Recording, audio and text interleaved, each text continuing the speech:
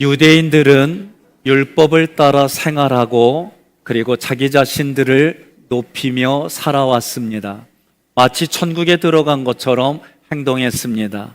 이에 바울은 할례를 받은 유대인들이라 할지라도 율법을 행하지 않는다면 할례를 받지 않는 이방인과 다르지 않다. 결국 유대인이건 이방인이건 하나님의 진노 아래 있다고 주장하는 바울에게 유대인들은 반감을 품었습니다. 반론을 제기할 수밖에 없었습니다. 본문은 유대인들의 반론으로 예상되는 질문들과 대답의 내용들입니다. 이 본문은 우리에게도 하나님의 신실하심과 그 언약을 이루시는 삼위일체 하나님을 알게 해 주십니다. 우리들도 남은 인생에 하나님의 언약에 충실하여 신실하게 살아가십시다. 우리의 신실한 삶에 그리스도의 부요함이 넘치기를 주님의 이름으로 권면하며 축복합니다. 첫 번째 질문입니다. 1절로 2절에 그런즉 유대인이 필요 이상으로 뛰어난 것이 무엇이냐? 하나님께서 유대인들에게 언약으로 주신 할례 유익이 무엇이냐? 1절에서 나음이라고 하는 페레소스는 풍성한 필요 이상의 뛰어난 그런 뜻을 가지고 있어요. 유익하다 이 오펠리아는 유용 그런 단어를 가지고 있어요. 1절에서 유대인들의 나음은 무엇이냐라는 질문에 2절에서 범사에 많다. 범사에 많다라는 말은 모든 곳에 이미 크고 많은 것이 있다라는 뜻이에요. 오늘 로마서에서 유대인들의 나음이 무엇이냐라고 할 때 9장 4절 함께 봉독하겠습니다. 하나님은 내 동족 이스라엘 사람들을 선택하여 아들로 삼으시고 그들에게 자기 영광을 나타내셨으며 그들과 계약을 맺고 율법을 주셨습니다. 그들에게는 성전 예배와 받은 약속이 있고 아멘. 아들로 삼아 주셨습니다. 자기 영광을 나타내 주셨습니다.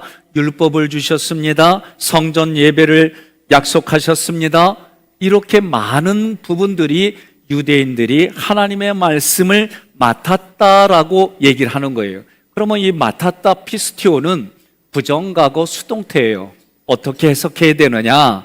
유대인이 우월해서 유대인의 종자가 달라서 뭔가 다른 사람들에게 내세울 게 있어서 하나님의 말씀을 맡게 된 것이 아니라 하나님이 그들을 선택하고 자기 자신의 말씀을 그들에게 거저 공짜로 유대인들에게 주셨기 때문에 그들이 맡았다 그런 얘기예요. 제가 목사가 된 이유가 우리 백시 가문의 특별한 종자라서 제가 잘나가지고 이래서 목사가 된 게 아니에요. 저는 때로는 가끔 목사 가운이 무거울 때가 있어요. 그래서 평상시도 이렇게 안 입잖아. 그러니까 여러분들이 가운을 왜 입니 안 입니 그거 갖고 저 갖고 싸우지 마요. 제가 여름에 겨울에도 가운을 입으면 땀이 비 오듯이 흘러요. 그러면 제가 진이 빠져요. 너무 힘들어가지고 고민하다가 특별한 예식을 치룰 때만 가운을 입자. 그리고 교회에 특별한 행사 있을 때만 가운을 입자. 이렇게 생각을 하고 고민하고 그리고 실행을 하는 거예요. 그러니까 예배 마치고 나서 목사님 왜 가운 안 입었냐고 나하고 시비 걸지 말고 하나님이 시비 걸으라고 허락하면 그때 와요. 그러면 나랑 내 방에서 사무실에서 나가기 힘들 거예요. 그러니까 가끔 제가 이런 얘기를 하는 거는 여러분들이 오해하지 않았으면 좋겠다. 내가 생각한 것 때문에 그 생각이 부정적이다 보니까 감정도 부정적이 되고 그러다 보니 신앙생활하는데 필요 이상으로 불편하게 여러분들이 에너지를 쏟아내는 걸 보게 되니까 안 되겠다. 때로는 좀 알려줘야겠다. 그런 생각을 하게 됐습니다. 하나님께서 유대인들에게 하나님 자신을 보여주셨어요. 그리고 말씀하셨어요. 그 보여주시고 말씀하신 것을 기록하게 하셨습니다. 유대인들은 그 말씀들을 관리하고 보존하여 후대에게 전해줬습니다. 이것이 유대인들이 가장 큰 특권이다. 그렇다면 하나님께서 유대인들에게 주신 하나님의 말씀은 무엇일까? 요한복음 5장 39절 함께 봉독합니다. 너희는 성경에서 영원한 생명을 얻는 줄로 생각하고 성경을 부지런히 연구하고 있는데 바로 이 성경이 나를 증거하고 있다. 아멘. 우리 믿음의 분량에 따라 분명히 성경은 우리에게 영생을 준다고 그랬어요. 영원한 생명의 준말이 영생이에요. 그러니 우리가 잘 알고 있는 진시황, 중국의 황제인 진시황도 영원히 사는 불로처를 가져오라고 그런 거예요. 거기에 동원된 인원만 수만 명입니다. 수만 명이 전 세계로 다니면서 불로처라고 하는 걸 가져왔겠어요? 못 왔겠어요? 못 왔어요. 그러니까 그 불로처 중에 좋은 약들은 가져왔지만 영원히 사는 약은 기독교에만 있어요. 그 약이 뭐냐? 신구약이요. 신약, 구약, 이 약인데 이게 66첩이요. 그러니 66첩을 여러분들이 잘 먹으면 여기에서 영원한 생명, 영생이 무엇인지 가르쳐 주는 거예요. 그런데 그 성경이 영생이신 예수님을 증거하고 가르쳐 주고 있다. 그게 요한복음 5장 39절의 말씀입니다. 유대인들에게 주신 하나님의 말씀은 예수 그리스도예요. 요한복음 1장 1절에 태초에 말씀이 계시니라, 이 말씀이 하나님과 함께 계셨고 이 말씀이 곧 하나님이시니라.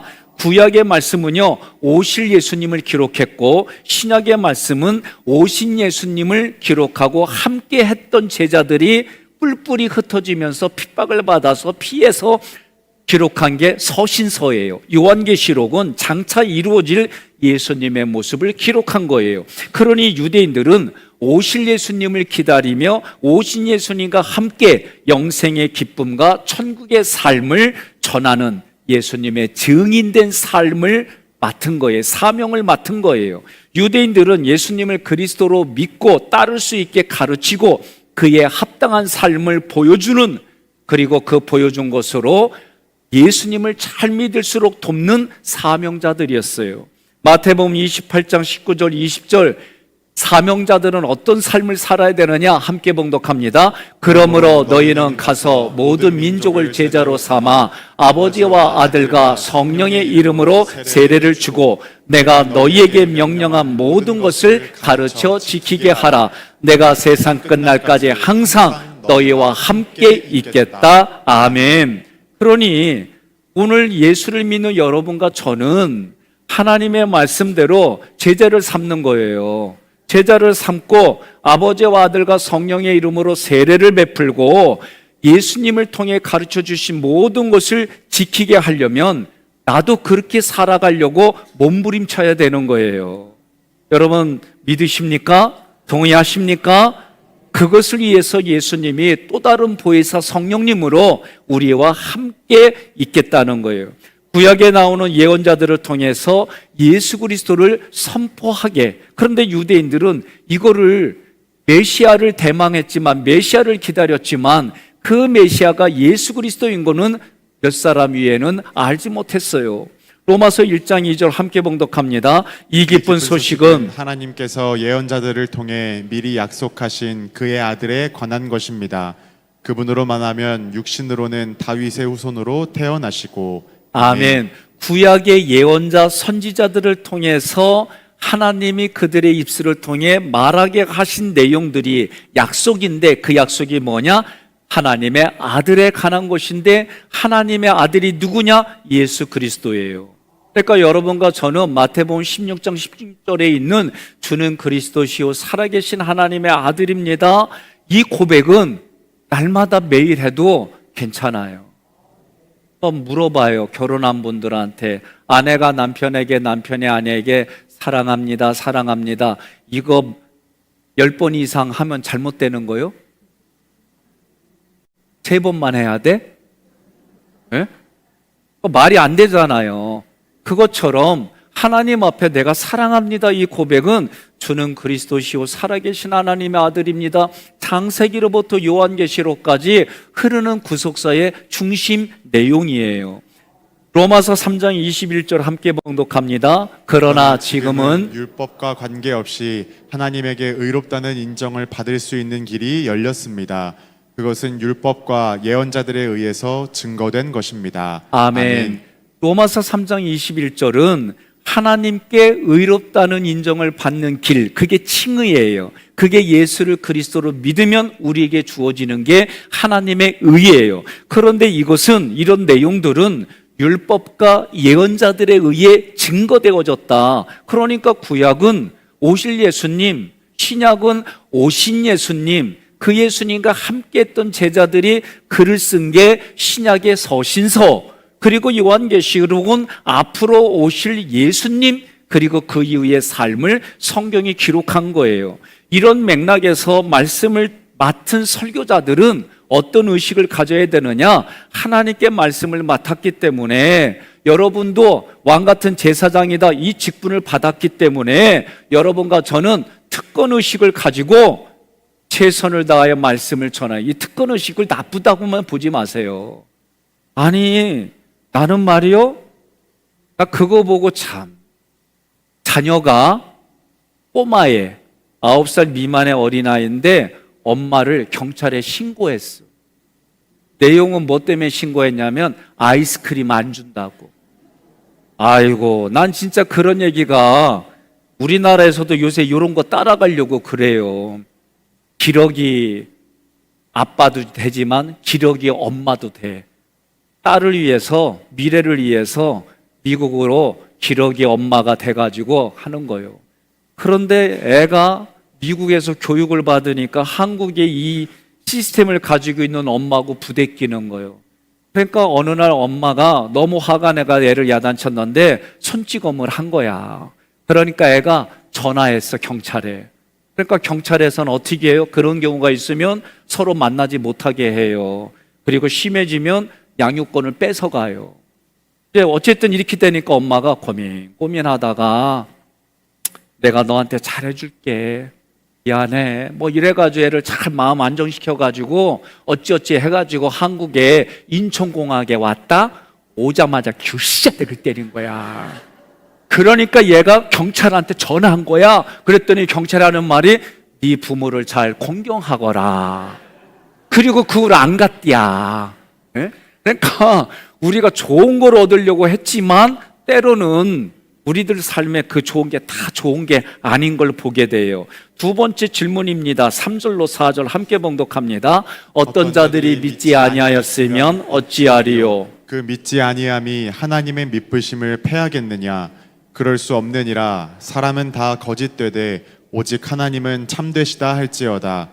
기록된 바 주께서 주의 말씀에 의롭다함을 얻으시고 판단 받으실 때에 이기려 하심이라 함과 같으니라. 아멘.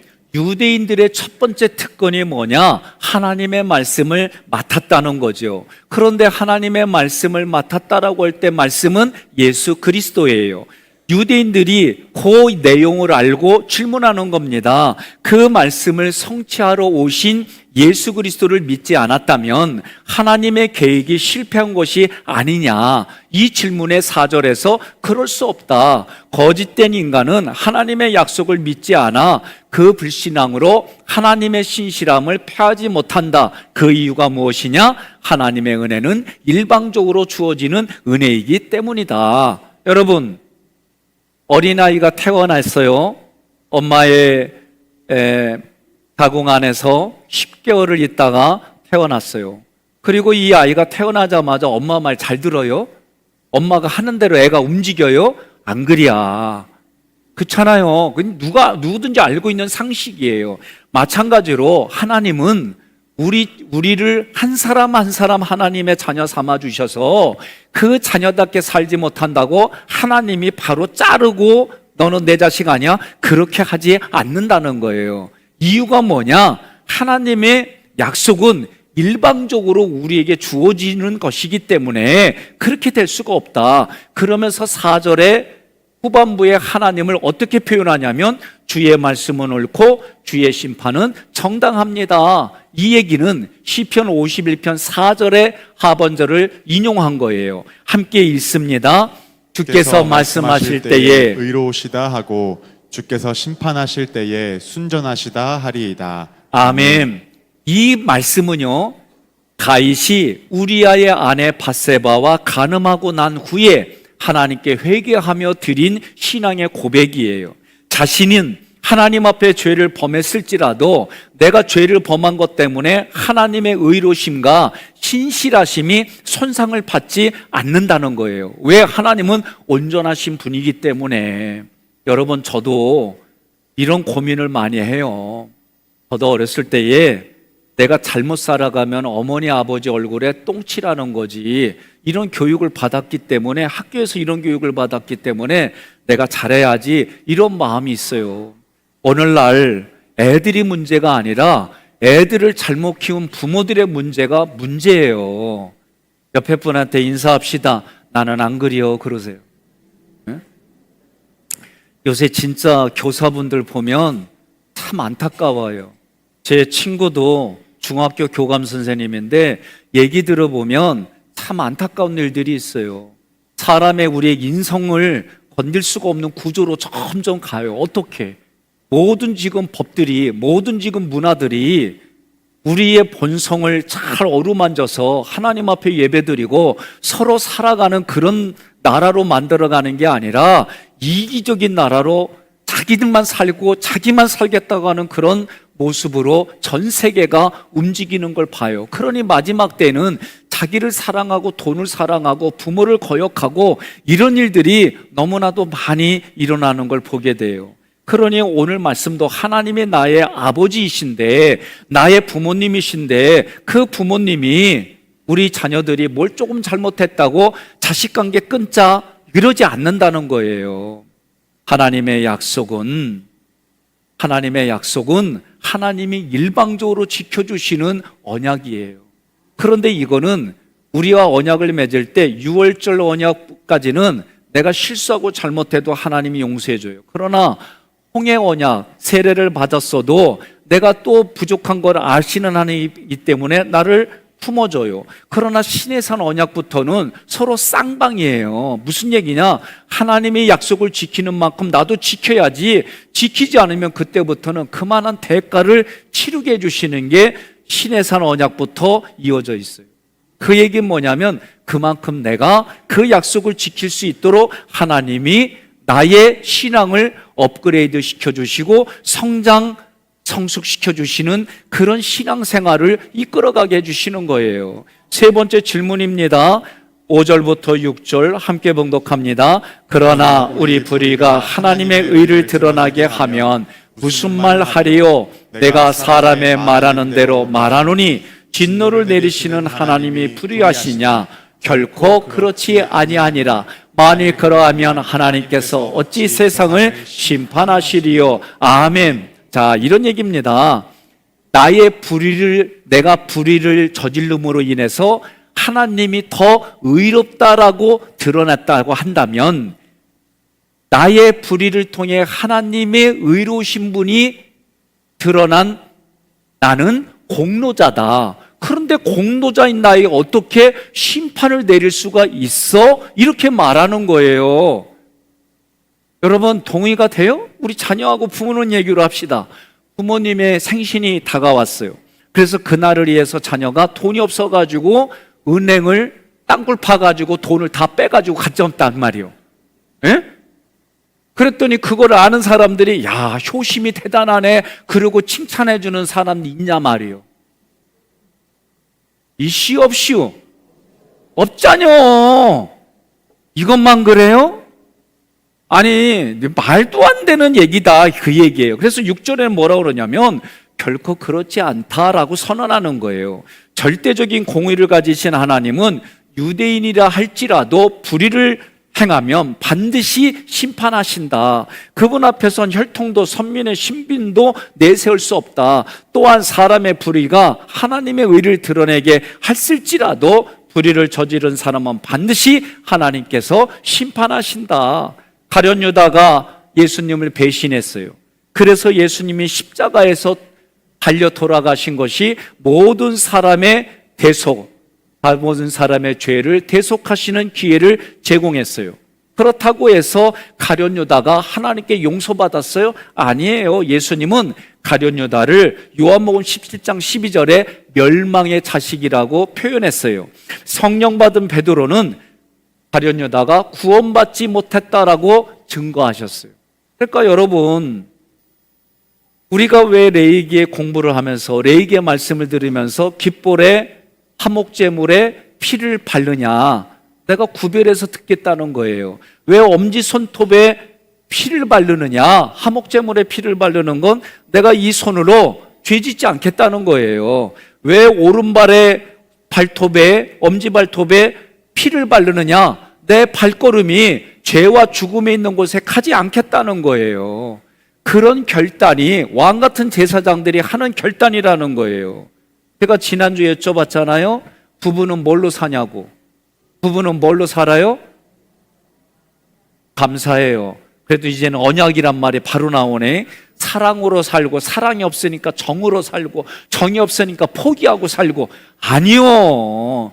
언약으로 살고 언약을 다시 한 번을 그것을 기억하고, 기억할 때 회복이 되어지고, 기억할 때 사랑이 다시 솟고, 기억할 때 그 정분이 살아나는 거예요. 원리는 그래요. 성경을 보니까 하나님이 뭐라고 그래요? 수십 년 후에, 애굽에서 건져난 후에, 수백 년 후에 뭐라고 그래요? 너희는 애굽에서 건져낸 하나님을 기억하라는 거예요. 여러분, 저희 가정에서도 실제로 제가 나중에 이렇게 보니까, 여보, 나는 가끔 힘들 때 당신의 얼굴이나 애들 사진을 본 거를 봐. 그러면 내가 오늘 당신이나 애들 때문에 힘들고 마음이 짜증났다가도 그 사진 보면 회복이 돼. 그러니까 아내가 그 얘기 듣고, 에이, 뭐 그렇게까지 되나? 이런 마음을 가졌대요.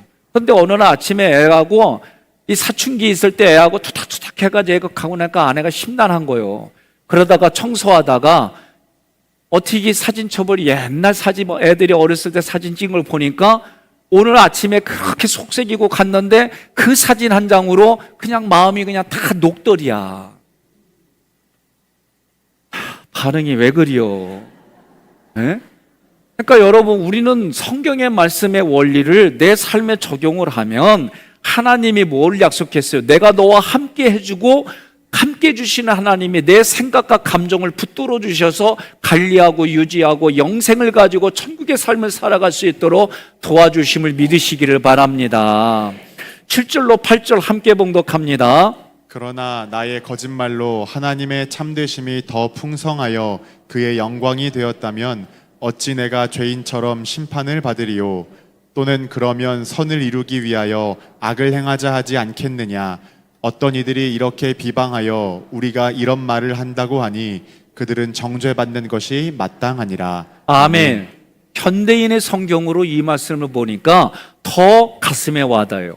또 어떤 사람들은 나의 거짓말로 하나님의 진리가 더욱 드러나서 그분께 영광이 되었다면 왜 내가 죄인 취급을 받아야 합니까? 주장합니다. 그리고 어떤 사람들은 우리가 선을 이루기 위하여 악을 행하자고 말했다면서 우리를 헐뜯고 다니는데 그들은 당연히 죄인 취급을 받아야 합니다. 아멘입니까? 아무리 우리의 잘못과 거짓말로 하나님의 영광을 드러낸다 할지라도 악행은 그 어떤 것이라도 정당화되어서는 안 되는 거예요. 자기 합리화일 뿐입니다. 공의로우신 하나님께서 일체의 악을 용납하지 않으시기에 악은 어떤 모양이라도 버리라고 데살로니가전서 5장 22절에 말씀하고 계세요. 악은 어떤 모양이라도 버리시기를 바랍니다. 우리 교회에도 산악회 선교회가 있어요.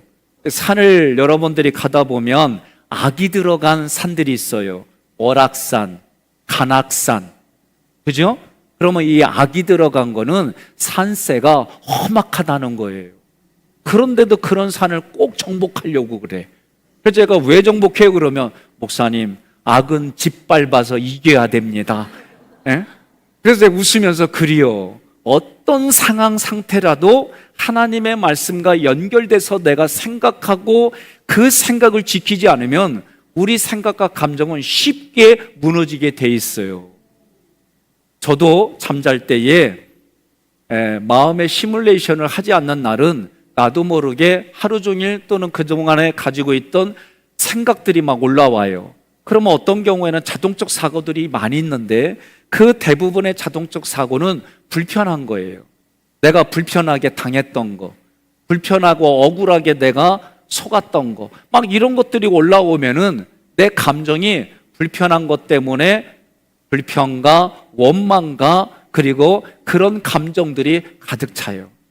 그러나 내가 의도적으로, 그럴 때라도 내가 의도적으로 하나님의 말씀과 그 말씀과 관련된 긍정적인 신호들을 붙잡으면 내 마음이 노략질 당하지 않는 걸 보게 돼요.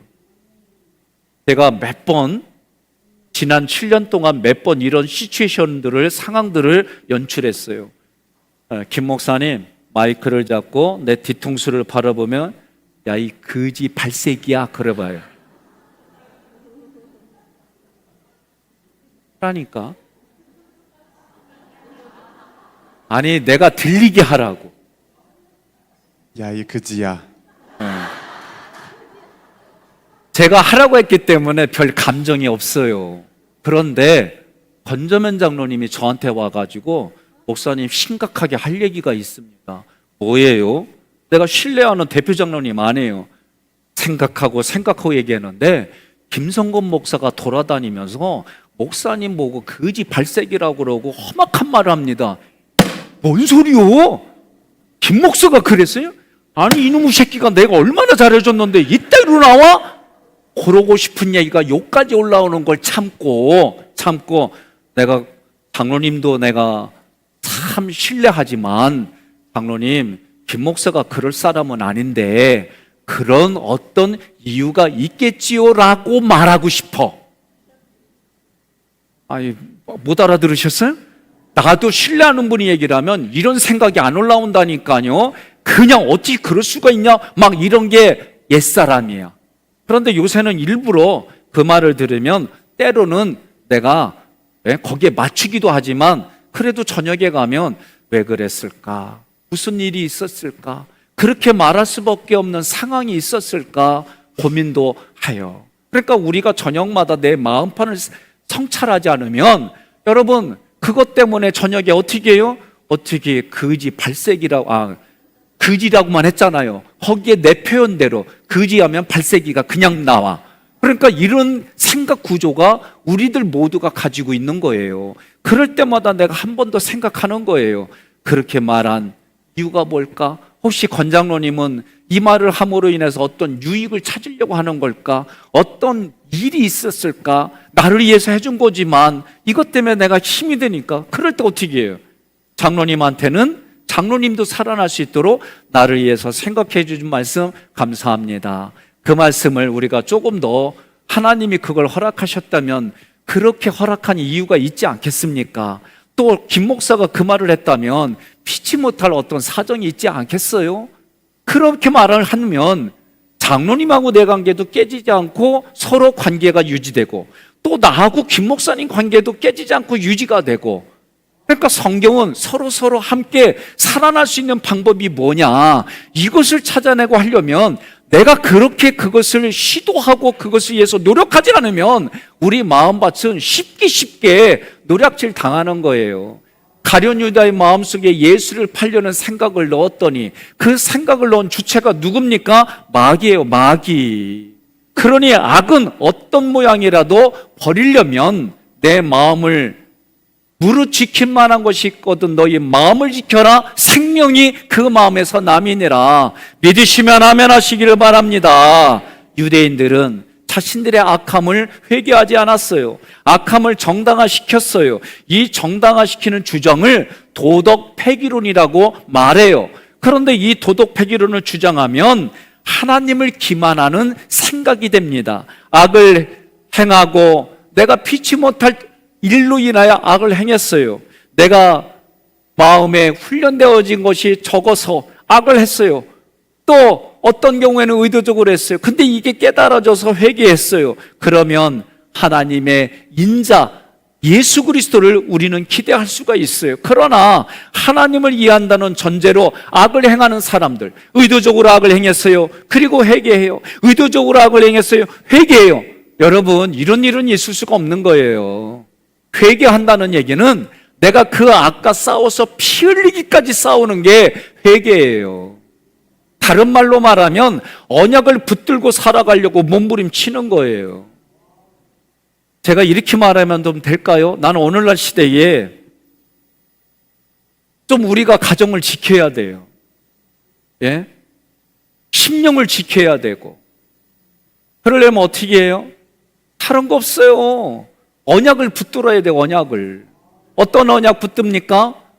예? 면사포 쓰고, 양복 입고, 꽃을 꽂고, 부케에 꽃다발을 가지고 팔짱을 껴가며 서로 약속을 한 게 뭐예요? 검은 머리가 팥불이 될 때가 흰머리가 될 때까지 하나님이 짝주신 걸 누구도 나눌 수 없을 뿐만 아니라 나는 당신에게 이런 존재로 살아가게 해서 이 언약을 붙들고 이 언약을 기억하지 않는 이상 유지할 방법이 어디 있어요? 사랑? 간식이로 유명한 배우가 그 전에 드라마에서 뭐라고 그런 줄 알아요? 딴 여자 만나면서 사랑이 죄냐고 외쳤다니까? 기억나잖아요. 그러니 사랑으로 산다라고 하는 게 아니에요. 언약으로 사는 거야. 부부로 서로 언약을 맺었기 때문에 이 언약을 지키려고 몸부림치는 거예요. 마찬가지예요. 저도 이 하객교회 올 때 담임자로 살겠다고 내가 언약을 했기 때문에 그 언약으로 살려고 하는데 때로는 너무 힘들어. 때로는 힘들어요, 진짜. 예? 또 힘들다고 내가 힘든 대로 내가 다 말하고 그렇게 행하면 어떻게 이 자리를 지키겠어요? 부부간에도 부부니까 내가 누구한테 얘기해? 당신아밖에 더해? 그리고 다 얘기를 했는데 배우자는 이미 죽었어. 그 말에. 그러니까 우리는요, 제가 요새 깨닫는 게 뭐냐면 가까운 사이일수록 말을 조심하고, 이건 아멘 해야 돼요. 왜 여기는 아멘이 안 나와? 가까운 사이일수록 말을 조심하고 가까운 사이일수록 더 잘하자. 이래야 유지되지. 저도 지금까지 우리 후배들과의 관계 보면 저의 인간성보다는 내가 있는 이 자리에 뭔가 받을 수 있는 것 때문에 온 사람들도 실제로 있어요. 그리고 노골적으로 얘기한 사람도 있어요. 그런데 그거를 지키려고 유지하면 계속하지만 그 관계를 깨트리는 언어를 말하고 행동을 말하면 누가 그 관계를 같이 갈 수 있어요? 예수님만 하실 수 있는 거예요. 그런데도 우리는 예수 믿기 때문에 미워도 다시 한번, 왼수레도 다시 한번 그러면서 말씀 붙들고 돌아서는 거지. 우리들 마음은 누구나가 다 똑같아요. 그러니 오늘 유대인들이 오늘 이 본문은요 정말 못돼 먹었어요. 못돼 먹은 마음을 품고 얘기하는 거예요. 오늘 여러분과 저는 하나님을 위한다는 전제로 악을 행하는 사람들이 아니라 정말 그런 사람이지만 순간순간 하나님이 주신 이 언약의 말씀을 붙들고 진리를 붙들고 살아가십시다. 분위기와 상황이 아니라 언약과 원칙을 붙들고 살아가십시다. 하나님은 사랑의 하나님이시며 공의의 하나님이십니다. 다시 한번 외쳐봅시다. 하나님께서 우리에게 사랑을 베풀어 주시면 우리는 공의로 대답합니다. 하나님께서 우리에게 은혜를 베풀어 주시면 우리는 진리로 대답합니다. 자, 우리는 다음에 여러분들이 하는 거예요. 제가 먼저 하겠습니다. 하나님께서 우리에게 사랑을 베풀어 주시면 우리는 공의로 대답합니다. 공의로 대답합니다. 그러니까 두 가지만 대답해요. 우리는 공의로 대답합니다. 우리는 진리로 대답합니다. 이 두 가지만 해요. 다시 하겠습니다. 하나님께서 우리에게 사랑을 베풀어 주시면 우리는 공의로 대답합니다. 하나님께서 우리에게 은혜를 베풀어 주시면 우리는 진리로 대답합니다. 몇 년 전에 어느 청년이 저에게 찾아와서 얘기한 거예요. 목사님, 진리로 대답한다는데 이게 무슨 얘기냐? 못 알아듣겠어요. 그래서 얘기를 했어요. 진리는 예수님이에요. 예수 그리스도예요. 그런데 이 진리는 헬라어로 보니까 실체요, 실체. 예? 모양이 아니라 진짜 우리가 손으로 느껴질 수 있는 실체.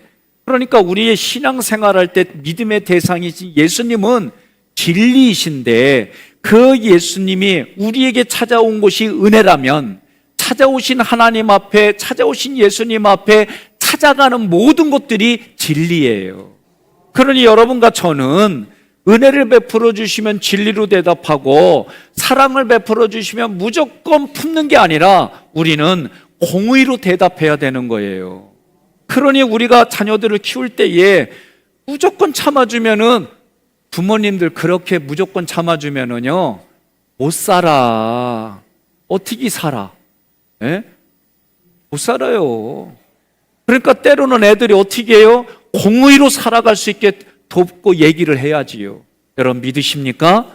저는 그렇게 살기를 바라요. 유대인들처럼 우리들도 특권을 찾는 것이 아니라 제가 여기에 걸리는 특권이 하나 있어서 얘기 좀 하려고 그래요. 오해들을 많이 사요. 제가 이제 저녁에 퇴근하잖아요. 그래서 먼저 할 일이 많아서 퇴근하라고 그러면 퇴근하라고 그러고 열심히 제가 이제 설교를 준비하거나 또 공부할 부분들을 이렇게 준비를 해요. 한참 지나서 나가면 퇴근을 안 해.